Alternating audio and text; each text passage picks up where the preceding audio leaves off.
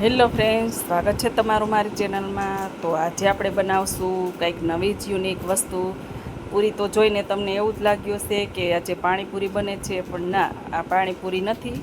અને કંઈક એવી જ સરસ વસ્તુ બનશે કે તમને જોતાં જ મોઢામાં પાણી આવી જશે. તો અત્યારે જો મેં 2 બટેટા બાફીને લઈ લીધા છે, અને સાથે સાથે થોડી એવી આપણે પૂરી પણ છે. આ પૂરી જોઈને તો પાણીપુરી એ બનાવતા હોય એવું જ લાગતું હોય, પણ પાણીપુરી નથી. અને આપણે બનાવવાના છે પાણીપુરી ગોટાળો. આ ગોટાળો ખૂબ ખાવામાં ટેસ્ટી લાગે છે. તો ચાલો આપણે બનાવવાનું શરૂ કરીએ. અત્યારે ગેસ ઉપર પેન રાખી ગરમ થઈ ગઈ છે, તેની અંદર 2 થી 3 ચમચી આપણે તેલ લઈ લેશું. તેલ લીધા પછી ડાયરેક્ટ જ આપણે ડુંગળી સમારીને ઉમેરી દઈશું. હવે આને આપણે થોડી થોડી હલાવીને પકાવવાની છે, કે જેટલી પકાવવાની 80% જેવી પકાવવાની છે. આપણે ફૂલ નથી પકાવવાની, થોડો ક્રન્ચી ટેસ્ટ આવે એટલી જ પકાવવાની છે. જો હવે આપણે અહીંયા 80% જેવી જ આપણે ડુંગળી કૂક કરવાની છે. તો એટલી થઈ ગઈ છે. તો હવે આપણે એની અંદર આદુ લસણની પેસ્ટ ઉમેરી દઈએ 1 ચમચી. અને અત્યારે મેં મીડિયમ સાઇઝનું એક તીખું મરચું લીધું હતું, તેની બારીક ટુકડી કરી અને તે પણ આપણે સાતળવા લઈ લીધી છે. હવે આને પણ જે આદુ અને લસણનો કચાશ દૂર થઈ જાય ત્યાં સુધી આપણે સાતળવાનું છે. હવે આ સતળાઈ ગયા બાદ હવે આપણે ટમેટાં લઈશું. તો ટમેટાં અત્યારે 1 મોટું ટમેટું લીધું છે, એને બારીક બારીક સુધારી અને એને પણ લીધું છે. હવે જો તમારે ચોપરમાં ચોપ કરીને લેવું હોય તો પણ ચાલે, અને ગ્રેવી કરીને ઉમેરવી તો પણ ચાલે, એ તમારી ચોઈસ પ્રમાણે.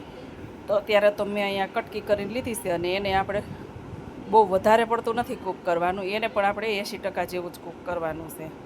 હવે આ થઈ ગયું છે. તો હવે આમાં આપણે મસાલા કરી લઈએ. તો મસાલામાં 1 ચમચી ધાણા જીરું પાવડર લીધો છે, 1 ચમચી રેગ્યુલર મરચું લીધું છે, તમે કાશ્મીરી લઈ શકો, તીખું લઈ શકો. 1 ચમચી હળદર પાવડર છે, આ 1 ચમચી મેં આમચૂર પાવડર લીધો છે, અને મીઠું આપણે લઈશું સ્વાદ અનુસાર. હવે આ બધું થઈ ગયું છે. તો એમાં આપણે સોસ કરી લઈ. 1 ચમચી ટમેટો કેચઅપ છે, 1 ચમચી રેડ ચીલી સોસ છે, 1 ચમચી ગ્રીન ચીલી સોસ છે.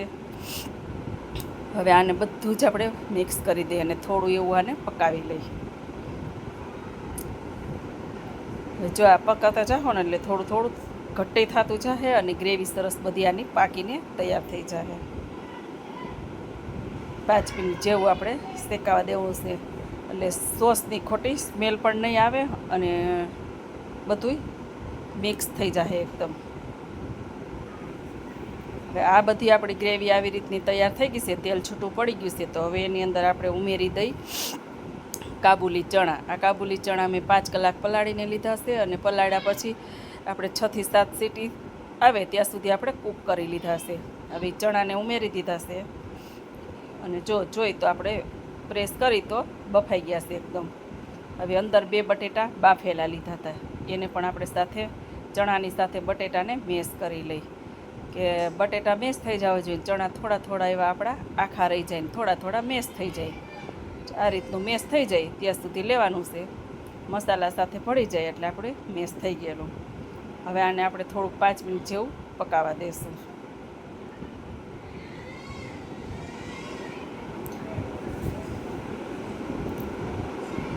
જો આ બધું આપણું તૈયાર થઈ ગયું છે. હવે ઉપરથી આપણે સ્વાદ મુજબ મીઠું ઉમેરી દઈશું, અને લીલા ધાણા ઉમેરી દઈશું, અને અડધા લીંબુનો રસ ઉમેરશું.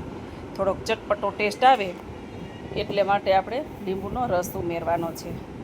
આમાં પાણીપુરીનું પાણી કાંઈ નથી આવતું, એટલે આપણે લીંબુનો રસ ખાચું માટે ઉમેરવાનો છે. હવે ઉપરથી લીલા ધાણા ઉમેરી અને આપણે સાઈડમાં રાખી દઈ. પાકીને આપણું બધું તૈયાર થઈ ગયું છે, ને સાથે મિક્સ પણ થઈ ગયું છે. આ પાણીપુરી ગોટાળો એટલો જબરદસ્ત ટેસ્ટવાળો બનવાનો છે કે તમે જોતા રહી જશો. હવે સાઈડમાં રાખી અને આપણે પહેલાં તો એક મીઠું દહીં તૈયાર કરી લઈ. તો અત્યારે મેં 1 વાટકી ઘરનું દહીં લીધું છે, તમે બહારનું દહીં પણ લઈ શકો, અને ખાટું કે મોરું એ તમારી સ્વાદ અનુસાર લઈ શકો. હવે એની અંદર આપણે 1 ચમચી ખાંડ ઉમેરીશું, એટલે મીઠું દહીં બની જાય. જો તમને વધારે મીઠું ભાવતું હોય તો બનાવવાનું, અને મીઠું ન ભાવતું હોય તો એમને ફેટી લેવાનું.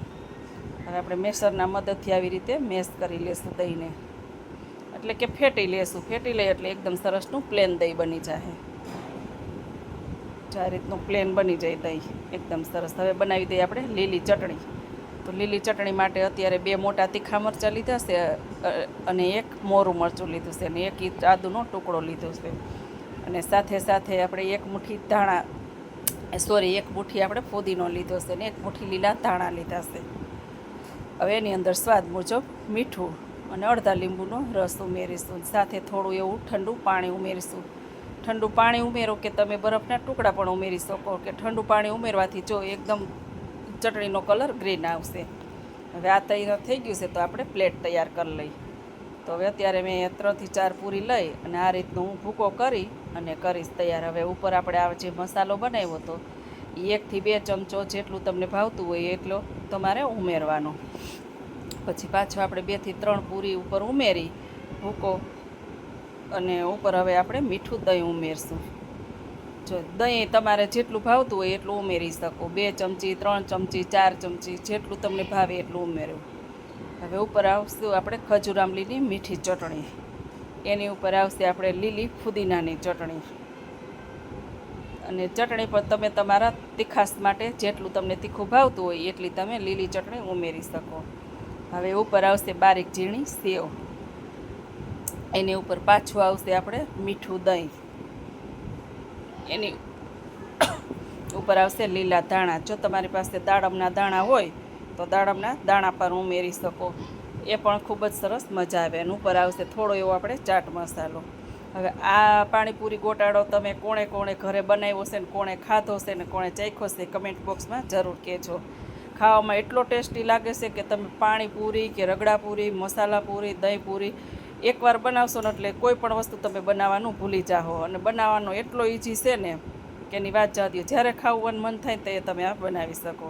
અને જો તમે ચેનલમાં નવા હોય અને વિડીયો પસંદ આવે તો લાઇક શેર સબસ્ક્રાઈબ જરૂરથી કરી દેજો ને પાસે આપેલું બેલ આઇકન દબાવી દેજો, જેથી કરીને